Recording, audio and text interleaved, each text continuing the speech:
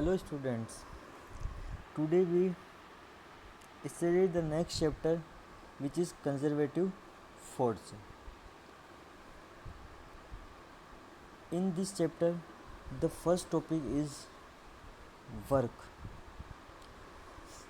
Here we discuss all about the conservative forces, what is conservative, what is non-conservative and what is work energy theorem and etc. So first of all we discuss the work. What is work? The scalar product of force and displacement is known as work. Like as here an object is present and it is object. If we apply force F, then this object displaced in x direction, then the work done is multiple of force and displacement dot product. So the work done is an scalar quantity. Scalar means the result. Scalar quantity, that means the quantity which is only depend on result, not it direction. दिशा पर निर्भर नहीं करता हो, not depend on direction. And unit is work is joule, which is in MKS and erg in CGS, and 1 joule is equal to 10 to the power 7 erg. Now let force F acts on a particle. Due to that the particle displaced by x, so work done W is equal to dot product or scalar product, which is F vector dot x vector. And we know that A vector dot B vector is equal to mod of A vector mod of B vector and cos theta. So W is equal to Fx cos theta, and here theta is angle between force and displacement x. So now here if angle theta is 0 degree, then cos 0 is 1, then W is equal to Fx, which is maximum force. And if theta is equal to 90 degree, then cos 90 is 0, then work is minimum. So example of theta is equal to 90 degree, which is if an object is present and here we apply force F and displacement is also in the same direction. So angle between F and X is, here the angle between F and X is 0 degree. So in this condition work done is maximum, which is Fx. And if theta is 90 degree, that means here an coolie is present and on his head, इसके सिर पर कोई सामान रखा हुआ है. तो यहाँ पर थीटा जो बन रहा है, ये थीटा जो है 90 डिग्री है, मतलब इसके डिस्प्लेसमेंट में, और इसके ऊपर जो फोर्स लग रहा है, ये फोर्स यहाँ पर, और ये इस डायरेक्शन में डिस्प्लेसमेंट. तो फोर्स और डिस्प्लेसमेंट में जो डायरेक्शन, जो एंगल है वो 90 डिग्री का एंगल है. तो उस कंडीशन में यहाँ पर जो वर्क डन होगा वो 0 होगा. तो रियल कंडीशन में यहाँ पर कूली जो है वो वर्क कर रहा है, लेकिन according to scientific reason it represent that the work done by the coolie is 0. Okay, now the definition of 1 joule, which is, we know that W is equal to work done is equal to F and X, force and displacement. If force is 1 Newton and displacement is 1 meter, then work done W is equal to 1 joule. So we can say that if we apply the force on a particle is 1 joule, force is 1 Newton, and due to this force particle displace 1 meter in the force direction, then the work done on the particle is called 1 joule.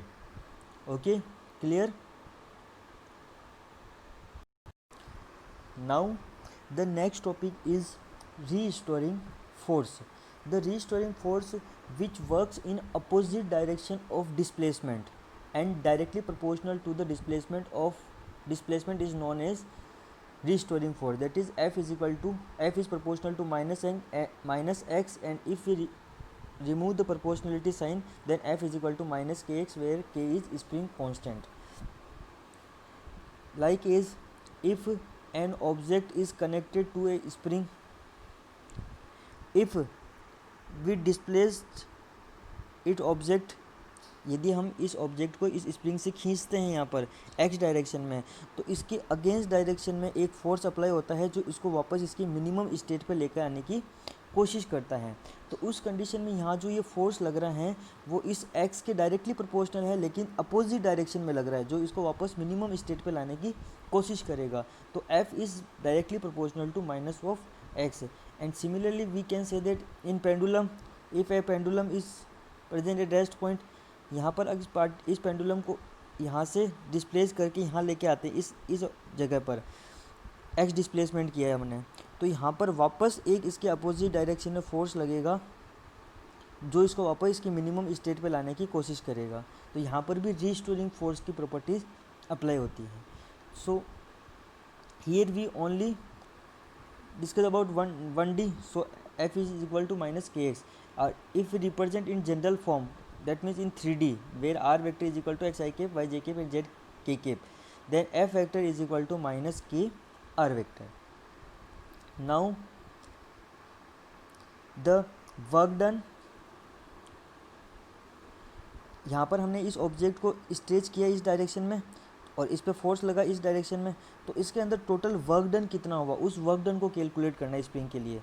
तो वो जो work done होगा उस work done के लिए हम यह पढ़ते हैं कि ये एक स्प्रिंग से एक ऑब्जेक्ट कनेक्ट है जिसकी initial position x1 is equal to 0। अब इस ऑब्जेक्ट को यहाँ से स्ट्रेच करके इस पोजीशन तक लेके आए, तो यहाँ पर इसकी फाइनल स्टेट जो है वो x2 is equal to x और इसकी initial state x1 is equal to 0। So total distance is x।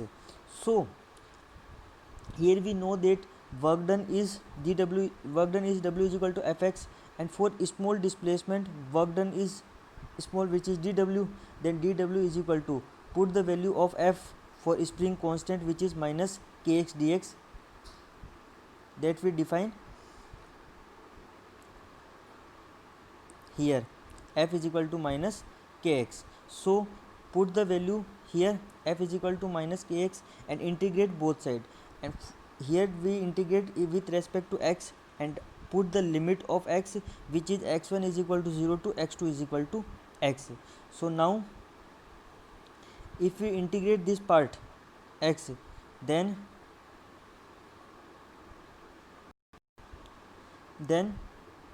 minus k is as it is, and integral, we know that integral of x power n dx is x n plus 1 upon n plus 1. So here x is 1, so 1 plus 1 is 2x square upon 2. So integral is x square by 2 and limit 0 to x. Put the value of limit, then we get minus half of kx square. And here negative sign is meaningless because work done is form work done, और work done कभी भी जो है वो negative नहीं हो सकता है यहाँ पर, तो इसलिए W जो है वो हाफ के एक्स स्क्वायर, क्योंकि हम किसी भी सिस्टम पे अगर कुछ वर्क करते हैं तो वर्क वहाँ पर एनर्जी की फॉर्म में कंजर्व होता है और एनर्जी कभी भी नेगेटिव नहीं हो सकती है, इसलिए the work done is conserve in the form of energy. So W is equal to U is equal to half of K X square. Okay, got it. Now the next topic is work energy theorem. In this topic we define that the kinetic energy at initial point and kinetic energy at final point, and difference change in kinetic energy from initial point to final point is equal to work. So now here we know that second law of Newton's second law of motion is F is equal to ma, and a is acceleration which is change in velocity with respect to time, then m dv upon dt. Now here we multiply and divide by dx, so m as it is dx upon dt and dv upon dx as it is, and we know that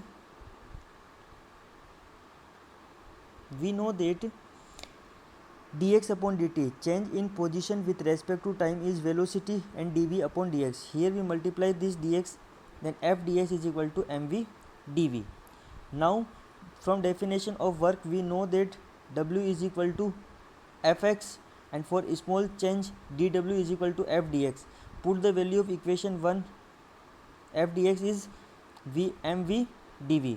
Now integrate both side, तो यहाँ पर m तो constant है और v variable है, तो v का integration करेंगे dv के रेस्पेक्ट में, तो इसके लिए लिमिट अप्लाई करेंगे।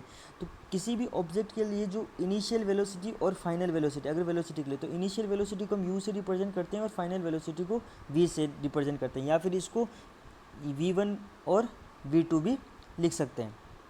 ओके, तो इनिशियल वेलोसिटी यहाँ पर u और final velocity v mv dv। तो here again we integrate, then we get w is equal to m v square by 2 limit u to v. Put the value of v,